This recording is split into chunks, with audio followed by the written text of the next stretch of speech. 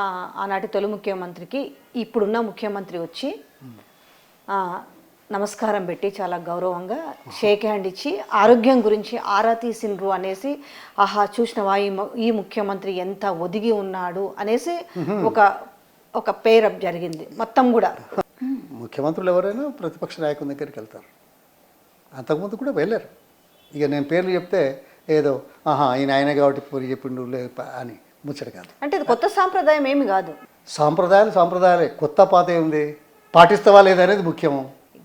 Okay పాటించినావు, నీ ఇంట్లో ఎంత దుర్మార్గం ఉందో తెలుసా, నేను ఊహిస్తున్నా. కలిశాడు, మాట్లాడాడు, వచ్చాడు, వచ్చిన తర్వాత మీరు ఇంకేదో మాట అన్నారు, ఆరోగ్యం గురించి ఆరా తీసిండ్రు, ఆరోగ్యం ఎలా ఉంది అనేసి.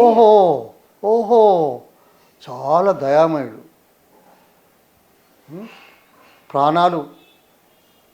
ప్రాణానికి ఏం కాకుండా ఉండాలని ఆలోచన చేయగలిగినవాడు, చేస్తున్నవాడని ప్రచారం చేసుకోవడానికి ఆరోగ్యం బాగుందా?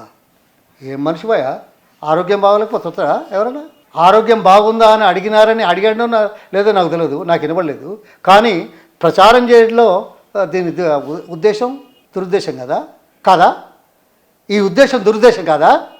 నువ్వెంతటోడు పోయా అనుభవంలో కానీ, వయసులో కానీ, అనుభవంలో కానీ. ఇదా ఈ ఎత్తుగడలా ప్రజల పక్షాన్ని నిలబడడానికి? ఈ ఎత్తుగడలతో ప్రజల్ని అంటే బాగు చేస్తావా? నాకేం నచ్చలా. ప్రజలకు తెలుస్తుంది, ప్రజలకు తెలిసిన తర్వాత ఏం చేస్తారో కూడా తెలుసు. మేము కూడా అప్ అండ్ డౌన్స్ అయినాం, ఏ పార్టీ అయినా అప్ అండ్ డౌన్ అయింది.